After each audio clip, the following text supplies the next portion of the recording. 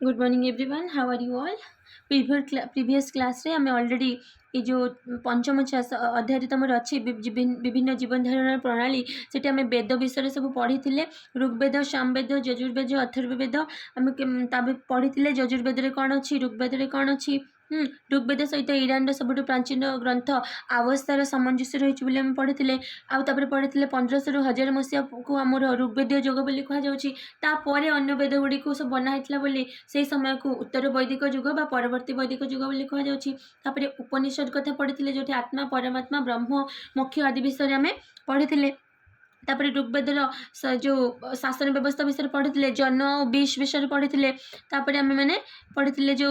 कुलप ब्रजपति ग्रामणी ए विषय पढ़ी। ग्राम्य जीवन केमती थिला, स्त्री मान बहुत सम्मान दि जाऊला जमती कि घोष, लोपामुद्रा, गार्गी एम कथा मुझे कही। नेक्स्ट हूँ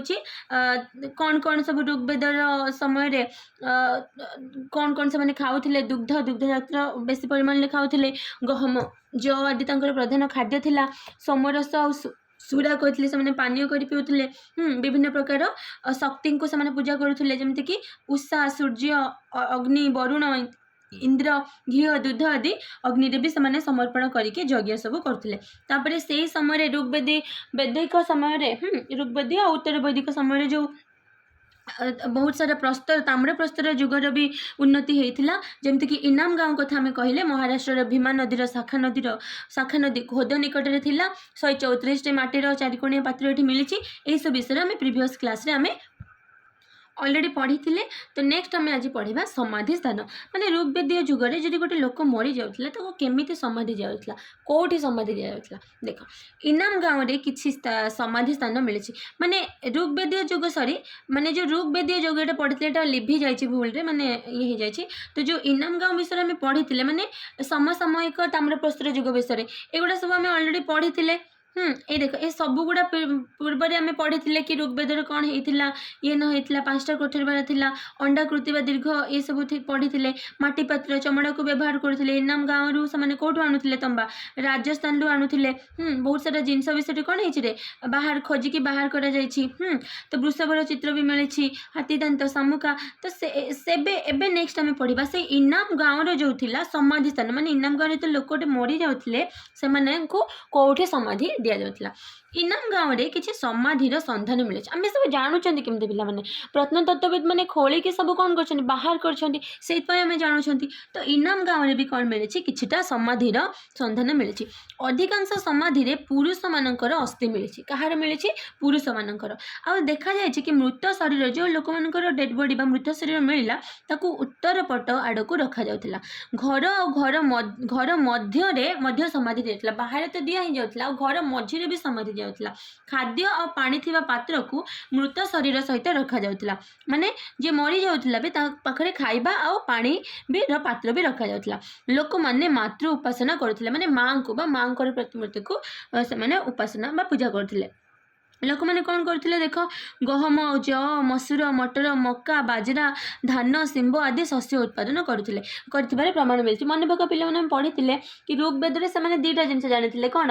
गहम और जौ। तापर जो पर वैद्य उत्तर वैदिक युग आसला जो साम यजुर अथर्ववेद जो मानने या लेखागला से समय तुम आसला से धान व्यवहार जानले। आठी देख से सामान समय महाराष्ट्र इनाम गाँव लोक मैंने देख के जिनस उत्पादन कर गहम, जौ, मसूर, मटर, मक्का, बाजरा, धान, शिंब बहुत किछि। आउ कौन कौन सब माने प्राणी से देखा मिलते माने कौन कौन से रखुले जदि कहि परिबा गोरु, महिषी, छेली, मेंढा, कुकुर, घोड़ा, गध, घुसुड़ी, हरिण, गुंडुची मूषा माने ए सब प्राणी भी से समय थिले। माने ताम्रप्रस्तर युग कथा आम पढ़ुचंती इनाम गाँव में। ठीक अच्छे केमती जानले से अस्थि मिली। कुंभीर, कईच, कंकड़ा, माछ आदि अस्थिर सन्धान भी मिली। माछ मांस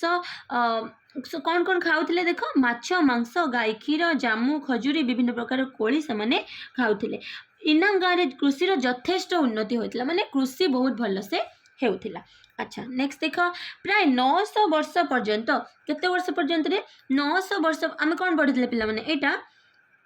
एमती चलता 0 1 2 ये चलता। तो यहाँ के स्टार्ट होता कह गले ये धर मुझे गली और बहुत जगह अच्छी ये धर मुझे गली 1500 स्टार्ट होता ना। धर ये चलती 1 2 3 एमती जाइए धर 500 ଏଇଟା ହେଲା ଆମର ଧରିନେବା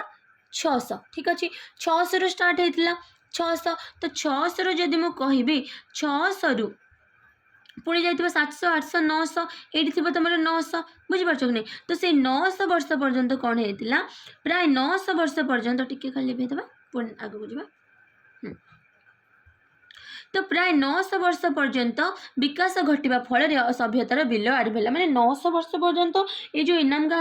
ଗାଁର ଯେଉଁ ତାମ୍ରପ୍ରସ୍ତର ସଭ୍ୟତା ଇଏ ବହୁତ ଆଗକୁ ବଢ଼ିଥିଲା, କିନ୍ତୁ ତାପରେ କ'ଣ ହେଲା, ଧୀରେ ଧୀରେ এই ସଭ୍ୟତାର ବିଲୟ ଆରମ୍ଭ ହୋଇଗଲା। ଅଳ୍ପ ବର୍ଷା କିମ୍ବା କୁହାଯାଉଛି କି ବର୍ଷା ମେ ବି ହେଲାନି, ବର୍ଷା ଅଳ୍ପ ହେଲା। ଆଉ କ'ଣ, ଆଉ କିଏ କୁହନ୍ତି କ'ଣ କି ଜମିର ଉର୍ବରତା କମିଗଲା। ଯେତେ ବାର କୃଷି କାର୍ଯ୍ୟ ସେମାନେ କଲେ, ଜମିର ଏବେ ସିନା ଆମ ପାଖରେ ସାର ସବୁ ଅଛି ଆମେ ପକାଇ ଦେଉଛନ୍ତି, ତଥାପି ବି ଜମିର ଉର୍ବରତା ସେଥିରେ ବି କମୁଛି।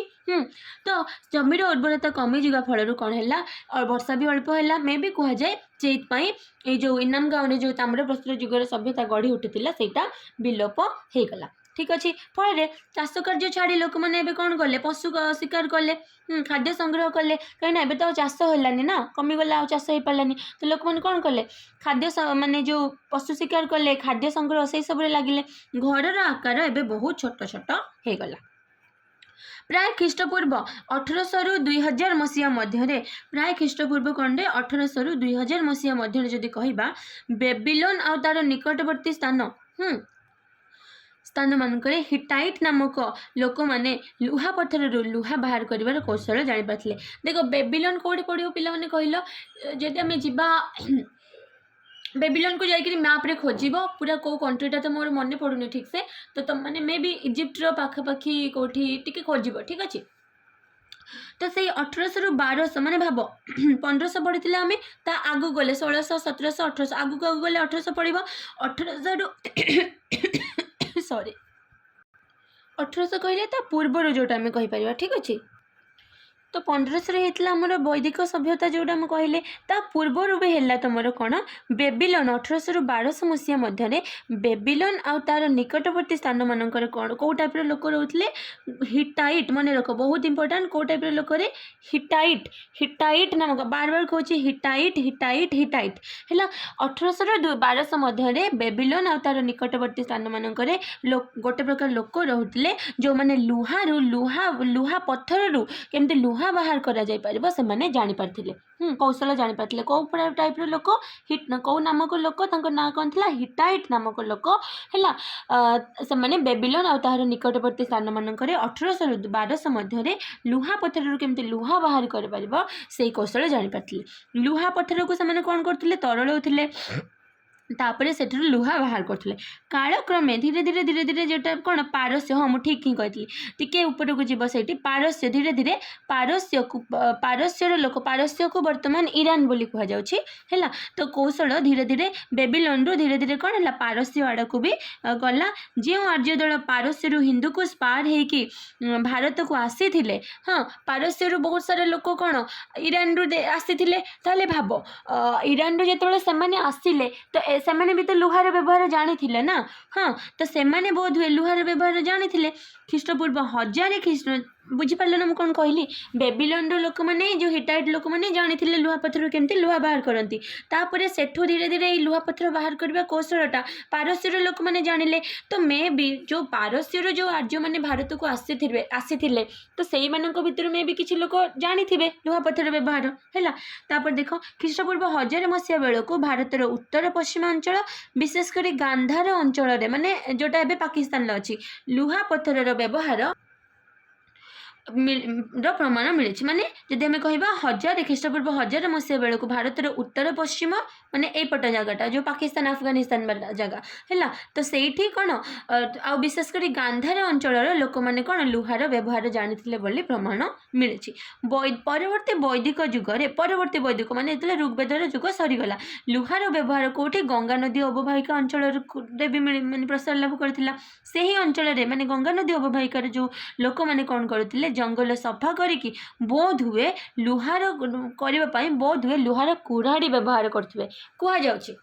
तो धीरे धीरे से कौन है पंजाब रु कौन है उत्तर पश्चिमांचल को जाकि देन गांधार जोटा कहली सॉरी पंजाब कहली बोले तो गांधार रु कौन होता है धीरे धीरे धीरे धीरे गंगा नदी अववाहिक अंचल को भी से प्रसार होला धीरे धीरे धीरे धीरे कौन है कह जाए कि जो सही जो लोक मैंने रोते गंगा नदी अववाहिक ठीक अच्छे जंगल सफा करने बोध हुए से कौन करेंगे कुड़ाड़ी व्यवहार करेंगे ठीक अच्छे कारण परवर्ती वेदरे श्याम परवर्ती वेद मैंने बुझीपार ना रे कौटा कहे मैंने उत्तर वैदिक युग जोटा मैंने श्याम यजुर अथर्व वेद जो युग बना होता ठीक अच्छे ये तो कहीं परवर्ती वैदिक युगरे परवर्ती वेदरे श्याम बा कृष्ण आयस लुहार उल्लेख अच्छे वेरी इंपोर्टाट मन रख कौ परवर्ती वेदरे कहार नाम उल्लेख अच्छी रे श्याम बा कृष्ण आयस लुहा या कह जाए तो उल्लेख अच्छी ठीक अच्छे ताले लुहा को परवर्ती वेदरे कौन कह जाए श्याम बा कृष्ण आयस अच्छा तापर चलो लौह युग आ परवर्ती वैदिक युग ताले आमे कहि परिबा परवर्ती वैदिक युग थिला लौह युग बा परवर्ती युग वैदिक युग बा उत्तर युग तीनटा ना तार लौह युग बा परवर्ती जो वैदिक युग बा उत्तर वैदिक युग एका समय होइतला बोली आमे कहि परिबा माने लौह युग जेतेबेले स्टार्ट हेतिला सेही समय रे परवर्ती बा उत्तर वैदिक युग भी स्टार्ट हेतिला आरंभ हेतिला उत्तर भारतर केतेक स्थान रु जेमते कि हस्तिनापुर भगवानपुरा अतरंजीखेरा ए प्रकार पाउसिया रंगर चित्रित माटी पात्र सब मिले प्रत्नतत्वविद माने याकु कोन कहउचंती धूसर पात्र बोली कहंती एठारे एथिरे जो धूसर पात्र सब लुहा थिबार अंश थिबार प्रमाण मिले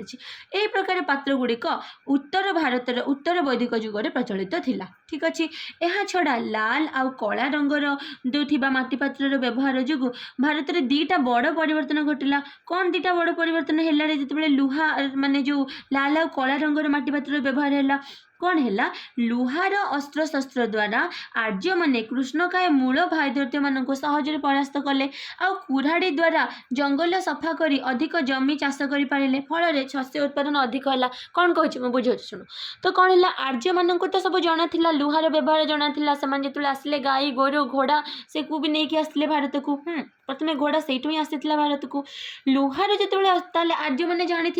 तो आर्य मैंने तो गोरा थे कह गले भारत रे जो मूलर सब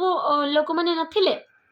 से माने थिले कृष्णकाय बा कला है कृष्णकाय जो कला पर्टिकुलरली जो भारत रे जो लोक कहबाक गले आमे माने सब आर्य मानकर वंशधर प्रकृत में भारतर मूल निवासी को मैंने जानच जो मान को आम एसटी बोली कहते जो आदिवासी लोक मैंने अच्छा ठीक अच्छे से ही भारतर कृष्णकाय मूल जो भारतीय थिले तो आर्य मैंने जिते आसिले पाखे कुराड़ी थिला सबू थिला लुहार अस्त्र शस्त्र से जो मूल भारतीय माने थिले से आर्य मैंने परास्त कले कुराड़ी द्वारा जंगल सफा भी करदे चाष जमी भी करें फल शस्य उत्पादन कौन है अधिक है आर्य मानकर प्रकृत बासस्थान आर परिचय आज पर्यंत रहस्य हो रही माने जमती आम से कहीं किए कहते पारस्यरू आसी कहीं किए कहते जमती मुझे कहली माने जो पाकिस्तान अफगानिस्तान उत्तर अंचल किए किए कहते यूरोप रू आस तो कौटू आसी आम जानी ना ठीक अच्छे से कौटे रोते से कौटू आसी कहीं भी जानी ना अनेक विश्वास करती कौन विश्वास करा जाए कि से प्रथम एशिया महादेशर केन्द्रांचल रोते माने एशियार मझी अंचल माने जोटा मुझे कहली जे काजाखस्तान पाकिस्तान ऊपर को जो जगटा है से सब रोते कालक्रमे धीरे धीरे कौन गोटे दल कहले कि पश्चिम आड़ को जाकि यूरोप रहा एशिया महादेशर पश्चिम यूरोप अच्छी कहगला कि प्रथम से मैंने कौन करते एशिया महादेशर केन्द्र रोते तापर गोटे दल कौन कला यूरोप को गला जाकि सेठी बास कले अन्य गोटे दल कुआड़े गला पारस्य को गला बर्तमान ईरान रे प्रवेश कला ठीक अच्छे पारस्यर से कौन गले उत्तर पश्चिम गिरिपथ देके भारत को आसिले बुझीपार जो मैंने भारत में प्रवेश कले से कौन कहगला भारतीय आर्य जो मैंने जो भाषा से भावर आदान प्रदान करुले से भाषा थिला संस्कृत ठीक अच्छे ताले माने ये संस्कृत भाषा थिला आर्य मानकर भाषा बुझीला से भाषा आज संस्कृत भाषा तो बहु परिमाण अलग माने आम आज जो संस्कृत पढ़ुं से संस्कृत बहुत अलग थिला ए भलिया नथिला ठीक अच्छे विभिन्न दल रे आर्य माने कौन हो गले सब अलग अलग दल हो जाते आर्य माने सिंधु बितस्ता बा झेलम चंद्रभागा बा चेनाब इंद्रावती बा राबी विपाशा बा बेयास शतद्रु बा सतलेज आदि नदीर निकटवर्ती स्थान रे सब रहिबाको आरंभ करथिले तेणु सेणु ए सब कारण ए जो 7टा नदी कौन कौन से नदी गुड़ा सिंधु देन है बितस्ता चंद्रभागा इरावती बेयास शतद्रु ठीक अच्छे ये जो नदी रहा ये तो 7टा रहा 6टा कौन गोटे लिखिनी कि सिंधु वितस्ता बा झेलम चंद्रभागा भागा बा चेनाब इरावती नदी राबी नदी बा जो नेक्स्ट विपाशा बा बेयास आ सतलेज ये जो नदीर आसपास बा निकटवर्ती अंचल से रहा लगिले तेणुक यही नदी गुड़ी को से कौन कहले सप्त सिंधु यार अंचल को से कौन कले ब्रह्मावर्त बोली कहले मन रहा आउ थे कहूँ भल से मन रख पे मैंने शुण भल से आर्य मैंने कौटू आसिले कौटू रहिले तार परिचय आज जाए गोटे रहस्य कहीं जानना किछि किछि लोक कहती कि सेमाने एशियार प्रथमे से कौटी रोते एशिया महादेशर केन्द्र रोते धीरे धीरे से पश्चिम को गले यानी कि यूरोप आड़ को गले जाकि सेठी रहिले तापर पुणी से यूरोप रु किछि माने से जो आउ गोटे दल कौन कला एशिया महादेश प्रथम रहिले यूरोप को गले पश्चिम को पुणी से एशिया महादेश जो दल रोते भितर गोटे दल कौन कला पारस्य बा वर्तमान ईरान ले प्रवेश कला जाइए जो देख पे तुम बुझीपार इंडिया रही भारत रही भारतर जदि कह पश्चिम उत्तर पश्चिम में पाकिस्तान पाकिस्तान टे ऊपर को गले देख पे अफगानिस्तान ता ऊपर को गले तुम पाइब माने पूर्व पश्चिम पट को गले ईरान पाइब तो सेठू किसी लोक कौन करते ईरान जाते आउे से मैंने कौन करते पारस्यु से ईरान रु कौन करते विभिन्न दल भारत उत्तर पश्चिम देकी भारत को आसिले भारत में प्रवेश कले आने को कहगला भारतीय आर्य आ जो भाषा से मैंने कथा होते संस्कृत आज संस्कृत ठारू बहुत अलग विभिन्न दल आज मैंने सब सब अलग अलग जगार रहिले जमती कि सिंधु वितस्ता बा झेलम लिख कौन कौन नदीर ना वितस्ता को कौन कहते झेलम नदी चंद्रभागा को चेनाब ये भी चंद्रभागा चेनाब वितस्ता झेलम विपाशा बेयास सतद्रु सतलेज आ इंद्रावती है राबी ठीक अच्छे ये जो नदी गुड़ी को कहले सप्त सिंधु आ से जो जगार रहिले से जगह को कहले से ब्रह्मावर्त ठीक अच्छे तापर देख पे पढ़ा जनपद आ महाजनपद भल से बुझ पूर्व बुझी जाए मैंने ये किसी डिफिकल्ट ना देख ऋग्वेदीय जुगर जनजाति राष्ट्र व्यवस्था परवर्ती वैदिक जुगर क्षेत्रीय राष्ट्र व्यवस्था परिणत है माने कौन है कहल से कौन कौन कहल ऋग्वेद जो जनजाति बा जो जनजाति राष्ट्र व्यवस्था परवर्ती जुगरे से क्षेत्रीय राष्ट्र होगला माने प्रथमे जोटा जनजाति राष्ट्र थिला माने जनजाति माने बुझी पारछन पिला माने जो जन विष माने पका पढुथिले बहुत सारा जन मिसिकी गोटे माने संगठन करथिले ताको विष बोली कहा जाउथिला तो जो जनजाति व्यवस्था थिला परे सेटा क्षेत्रीय राष्ट्र हैला माने कोन दे राष्ट्र गुडी को भौगोलिक सीमा रेखा मध्य आबद्ध रहिले माने जनपद हैला माने कोन जो अलग अलग अलग अलग जगह सब आर्य मैंने रहिले से माने कहले कि ए एरिया मोर सी किसी लोग कहले ए एरिया आमर तो धीरे धीरे धीरे धीरे धीरे स्टार्ट है जनपद माने जोठी माने कहबा गले जनपद गुड़िक से बास करथिबा प्रमुख जातिर नाम अनुसार है माने जोठी रहिले से मानू सी गोटे गोटे जनपद बोली कहले बुझिपार ऋग्वेदीय जुगरे राष्ट्र मुख्य को कौन कहला राजन कहला यही पद वंशानुक्रमिक थिला माने जणे गले आउ जणे आसीबो हैला तांकर क्षमता सीमित थिला राजन सब किछि काम करि परिबेनी सभा समिति विधाता गण आदि जनजाति परिषद जोगु राजन क्षमता सीमित थिला काहे कि राजन काहे कि सब काम करि पार नथिले काहे कि ना राजन सब काम एथ पई कर नथिले काहे कि ना सभा थिला समिति थिला विधाता और गण ये चार्टा मन रखिबा सभा समिति विधाता गण ये जो सब ग्रुप थिला ना एमाने कौन करथिले सब किछि प्राय जिनस बुझुथिले जो ये से राजा पाखे सब क्षमता नथिला परवर्ती वैदिक जुगरे कौन है से परिषद गुड़िक गुरुत्व कमीगला माने देख परवर्ती वैदिक जुगरे सभा समिति माने जो ऋग्वेदीय समय सभा समिति विधाता और गण बहुत इंपोर्टेंट थिले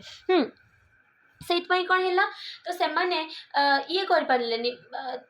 ऋग्वेद जेहेतु ऋग्वेदीय जुगरे सभा समिति विधाता गण सब बुझिले तो राजन तो थिले किंतु राजा पाखे एत शक्ति नथिला किंतु परवर्ती वैदिक जुग जितेबाला आसिला सेतेबाला कौन है ये जो सभा समिति विधाता और गणर क्षमता धीरे धीरे कमीगला ताले एबे पावरफुल बा शक्तिशाली किए गले राजन ख्रीष्टपूर्व 6ठ शताब्दी माने बापर ना 6ठ ये जो पूरा सिंपल देख ए बेला जदि मु कहले सुन करिवि पिला माने एटा भल से बुझ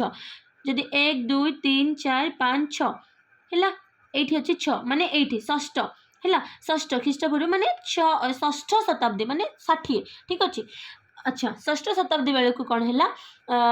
जनपद गुड़िकर सीमा वृद्धि करने प्रयास करथिले माने जनपद समस्ते भाविले कि जो जो राज्य सब थे आम कौन करवा कि निजर राज्यर सीमा को बढ़ेबा सीमा वृद्धि होता जनपद जो जनपद सीमा बहुत बढ़ी जाइतिला जो राजा निज अख्तियार को बेसी राज्य बा जगह आनी पारथिले से जनपद को कुहागला एबे महाजनपद बुझिपार ताले महाजनपद कौन ख्रीष्टपूर्व 6ठ शताब्दी बेलू कौन है पिला माने जनपद गुड़िकर सीमा बढ़ला धीरे धीरे बढ़ला जो जो जनपद गुड़िक बहुत वृद्धि पाई जाइथिला सेही गुड़िक कुहागला महाजनपद है। बौद्ध ग्रंथर जनापड़े बौद्ध ग्रंथर ख्रीष्टपूर्व 600 शताब्दी बेलू उत्तर भारत में 16टी महाजनपद थिबार सूचना मिले बुझिपार बौद्ध ग्रंथर कौन जनापड़े से ग्रंथटा ना कौन खोजिब पिला माने नहेले मु कहिदेबी ठीक अच्छे हाँ तो बौद्ध ग्रंथर जना पड़े कि ख्रीष्टपूर्व 600 शताब्दी बेलू उत्तर भारत में केतोटी जनपद थिला 16टी से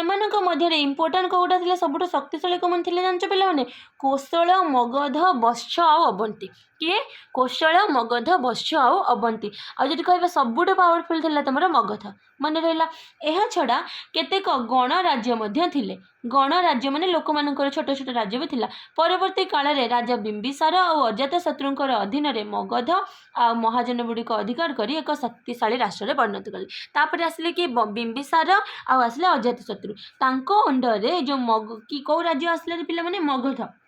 जो मगध महाजनपदटी थिला ये कौन कला अन्य महाजनपद गुड़िक अधिकार करदेला और सबुठ पावरफुल हो गला मगध बुझिपार ताले सबुठ पावरफुल थिला किए मगध प्रत्येक जो महाजनपदर राजधानी सहित आउ जदि आम कह जिते सब महाजनपद थिला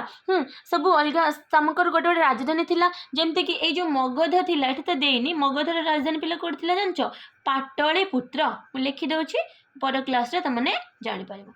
कोन थिला पाटलिपुत्र ठीक अच्छे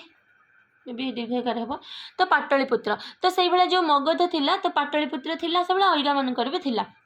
तो से भी धीरे धीरे मगध भी पावरफुल हो गला महाजनपद मध्य कौन पदरे कौन है दुर्ग स्थापित है विभिन्न शक्तिशाली जो सैन्य बाहिनी सब गठन कर विभिन्न राजा माने निजर शक्ति वृद्धि पाई कौन कले राजस्वीय अश्वमेध यज्ञ भी कले ठीक अच्छे बुझिपारे कौन कौन सब यज्ञ कले राजस्वीय आउ अश्वमेध यज्ञ ठीक अच्छे चलो क्वेश्चन आंसर को टिके जिबा वेदर अन्य नाम सिंपल जिनस कौन पिला माने वेदर अन्य नाम कौन रे श्रुति पढ़ी मुझे कही दौर पिला माने पढ़ी की आसिले आराम से लिखिपर वेदर अन्य नाम श्रुति कहीं शुणिकी मन रखा होता 4 गोटी वेदर नाम कौन ऋक् साम यजुर अथर्व क्यों वेदर भूत प्रेत दूर कर कही अथर्व वेद जन और विष अर्थ कौन देख पिला माने सबू पढ़ी आसुनी कौटा पढ़ाएनि बोली किछि नाही देख ये आम जो पढ़ी कौन पढ़ी पिला माने जन और विष ऋग वेदर बहुबार व्यवहार करा जायछि जनर अर्थ कौन रे पिला माने दल जो लोक मैंने थे ऋग्वेदीय जुगरे दल लोक मान जन कहुला आउ केतेक दलर बा केतेक जनर संगठन को कहुला विष बुझिपार जन विष नेक्स्ट देख यज्ञानुष्ठान रे क्यों पदार्थ व्यवहार करा जाउतला कौन से जो होम ये सब लिख जहाँ पढ़ी ऋग्वेदर मंत्र गुड़िक क्यों अंचल रचना कर मन पका पे पंजाब अंचल परवर्ती वैदिक जुगर समय केवे 1000 रु 600 ख्रीष्टपूर्व 1000 रु 600 इनाम गाँव ठारे क्यों सभ्यता कौ सभ्यता ताम्र प्रस्तर पढ़ी कृष्ण आयसर अर्थ कौन लुहा ये पढ़ी आसले मुझे इंपोर्टाट पे देख बहुत बार बार मारिक आसी कही श्याम बा कृष्ण आयस अर्थ कौन कि जो हिटाइट नामक लोक मैंने पकाओ समाधि स्थान इनाम गाँव कथा कही तो कृष्ण आयसर अर्थ कौन रे जो परवर्ती वेदर लिखा जाता तार अर्थ हो लुहा ठीक अच्छे नेक्स्ट को चल 4 गोटी वेदर सब कौन लिखाई सब लंग क्वेश्चन टी हम टे पढ़ नेक्स्ट शॉर्ट क्वेश्चन गुड़ा मुझे कहीदे वेद वेदर अर्थ कौन हो पे मैंने श्रुति शुणिकी मन रखुले अच्छा नेक्स्ट तापर देख देछि बिंबिसार बिंबिसार कोठी हो मगध अच्छा तापर देख राष्ट्रर मुख्य किए थे रे राजन राजन अच्छा तापर देख ब्रजपति एटी ब्रजपति कही मुझे देख सबू बही अच्छे से कहूँ बही को पढ़ यही देख पे ये कौन कहे परिवार और ग्रामर मुख्य मान यथाक्रमे कूलप और ब्रजपति ब्राह्मण ताले कौन कही मु परिवार मुख्य कूलप आ ग्रामर मुख्य ब्रजपति ब्राह्मणी ये देख ए कौन हो परिवार मुख्य कौन हो ब्रजपति है परिवार मुख्य ब्रजपति बा एक तुम लिखिपर जो कौन यहाँ जो मुझे कहली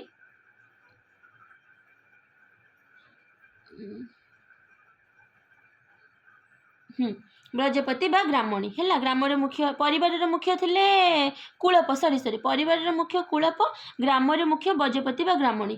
परिवार मुख्य कूलप अच्छा हो ताले ग्रामर मुख्य एटा हे जिवो ग्रामणी एटा हे जिवो ग्रामर मुख्य ग्रामणी बा ब्रजपति एटा है ग्रामर मुख्य गज ये ठीक अच्छे परिवार मुख्य जब कह यार आंसर कौन हो पिला माने कूलप ठीक अच्छे नेक्स्ट तापर कौशल कौशल गोटे कौन थिला पिला माने महाजनपद ठीक अच्छे सभा समिति ये सब कौन थिला रे परिषद ठीक अच्छे बुझीगला किसी डाउट अच्छी जदि किसी डाउट हे नेक्स्ट क्लास मत कह नेक्स्ट क्लास आम पढ़ा षष्ठ अध्याय नूतन चिंताधारा अभ्युदय से पर्यंत भल से पढ़ुव रिविजन कर पाठ को से पर्यंत all the best okay thank you students.